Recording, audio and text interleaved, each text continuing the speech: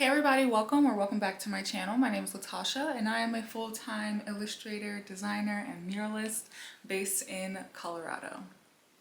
Today's video is all about bullet journaling. As you can see from the title, I don't post many videos about bullet journaling even though I am obsessed with it, but the few videos that I have posted have responded really well. They're like some of my most watched videos on my channel, so I think I'll do more of them this year. Not a ton. Hey everyone, welcome or welcome back to my channel.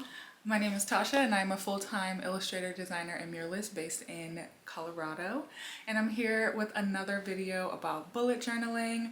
I don't do a super ton of these videos, but every time I do, they get a really great response. So I will do a couple of them at the beginning of this year. If you are new to the practice or have no idea what I'm talking about, bullet journaling is an analog way of organizing your life. I would categorize the benefits of bullet journaling into three categories. It is an organizer, it is a schedule, and it is a creative outlet, like more like scrapbook for some people. So those are kind of the three things that make a bullet journal a bullet journal. It's all by your own hand, and they can all be really unique and individual to the person. I personally have been bullet journaling for a really long time, ever since I was a sophomore in college and a girl I was sitting next to was bullet journaling. I completely fell in love with it and went out and got the materials the next day, and it was a wrap from there. I have been bullet journaling for 10 years. 10 years, okay? Look at all of these journals. This year will be my 11th bullet journal. I think I know what I'm doing at this point, but I will say that I only really covered two of the three categories that I believe bullet journals fall into, and for me it's purely a schedule and planner. I personally do not put too much creativity or scrapbooking into my bullet journals because I am an artist full time. So a lot of my creativity and creative work is expressed through sketchbooks and paper and all of that stuff. Like, I don't really need my bullet journal to be that place for me.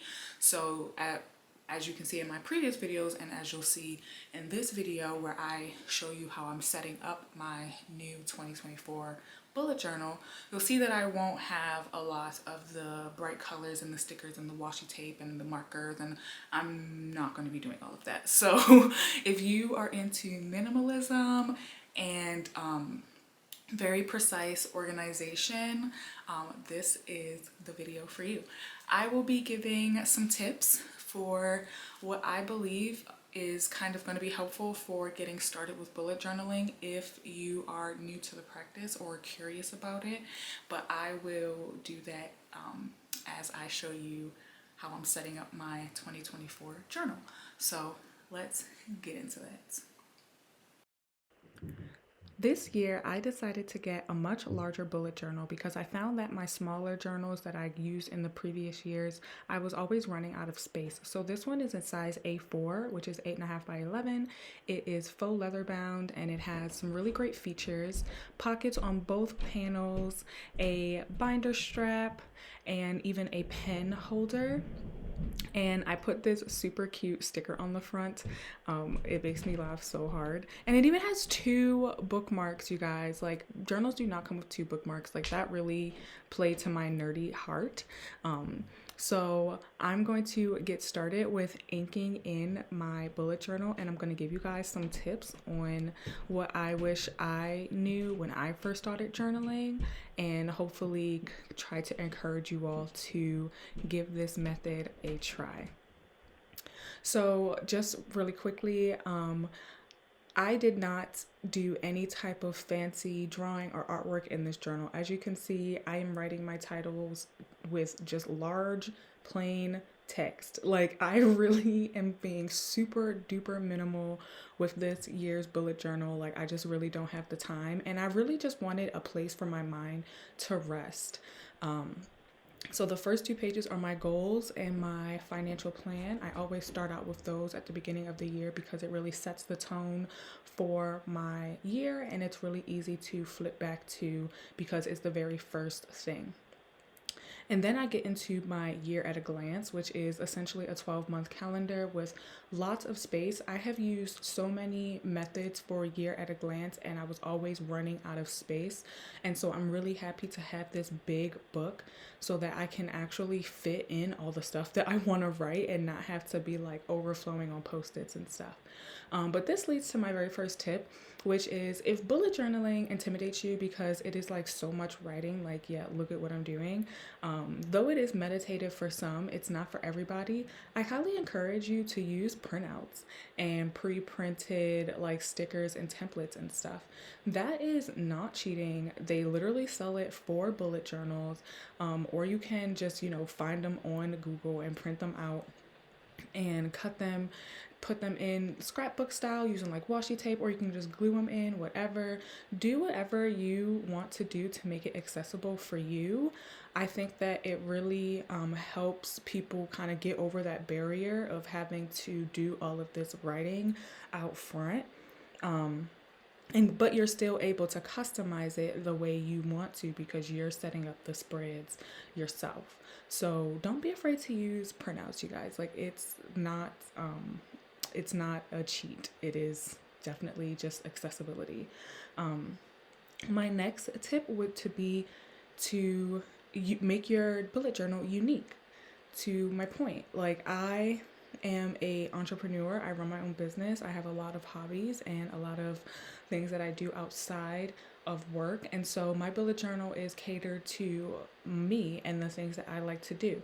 And so I recommend that you make a list of the things that you like to do or the things that you want to improve in your life, like make more organized or build a routine around. Make sure that you make a list of these things. It's really nice to be influenced by others, but it's also better to just sit with yourself and see what it is that you need and how this can really suit you. So after I did my year at a glance, I'm just working on my quarterly goals sheet. I will do this at the top of every quarter by looking at my yearly goals and kind of breaking it down into bite-sized actionable steps. Anyway, back to the tips. So yeah, you want to make your bullet journal unique to you. Like if you are a parent, if you have multiple kids, if you have multiple jobs, bullet journals are great for organizing all of those extracurricular activities or, all of the tasks that you need to do for that job.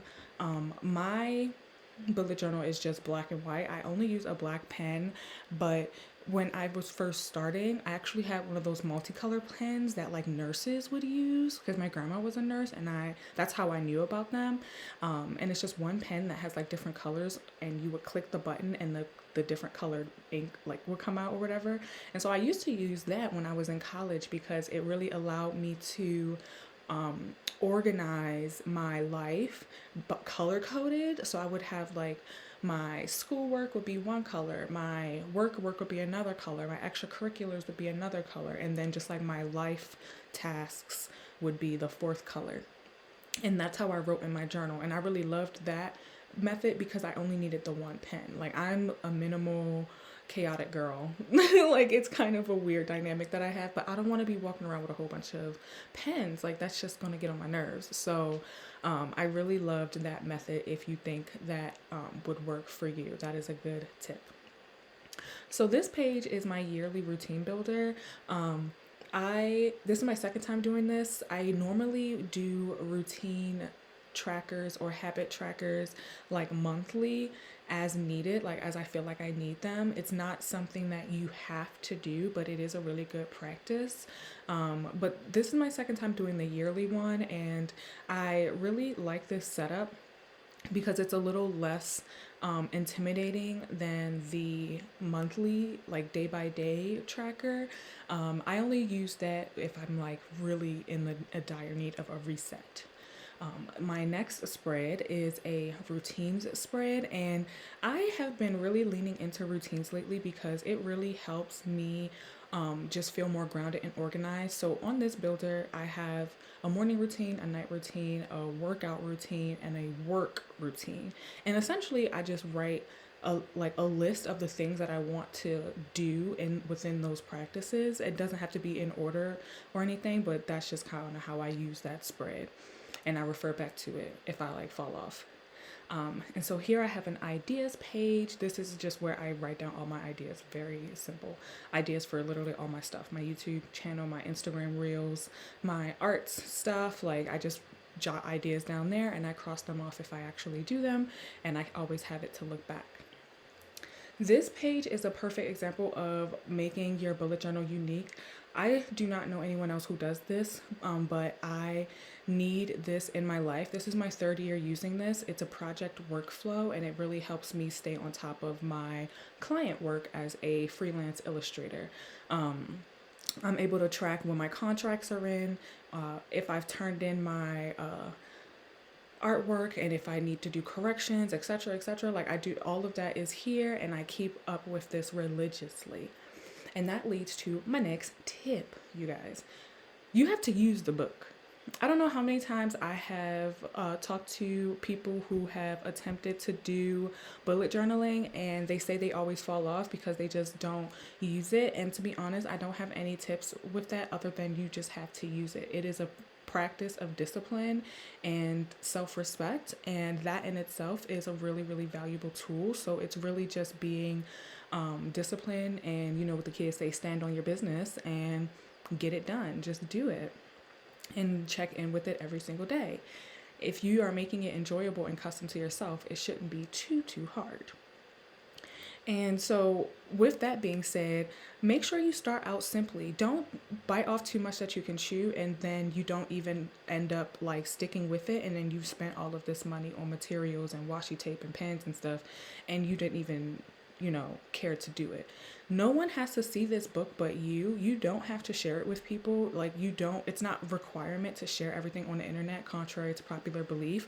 So just do you, and make it messy, make it flexible. Like you're just figuring out what your flow is. Like try different spreads out. I am infamous for crossing things out. I don't even use whiteout. I will scratch it out and write right next to it. Like there's no perfect way of doing this. So just have fun with it. So this is my monthly and my weeklies. I love that I can do 1 week on one page now. I've already started using the journal, so I've skipped ahead to like the third week of January to show you how I do it. Essentially, it's a to-do list at the top and then each day underneath. All right, and that is pretty much it. I love bullet journaling. It is a savior for my chaotic brain in my chaotic life. I don't know if I'll ever stop organizing my life this way. It's just too good. Okay, it's just too good. So if you all have any questions about any of the spreads that I did, or the books or the pens or anything like that, please let me know. Or if you have any content requests about bullet journals, let me know, because I don't really plan on catering my channel to bullet journaling, but I tend to do one at the beginning of every year, and so I'm happy to cover more topics if you have questions about them. So yeah, thank you so much for watching, and I'll see you in the next video. Bye.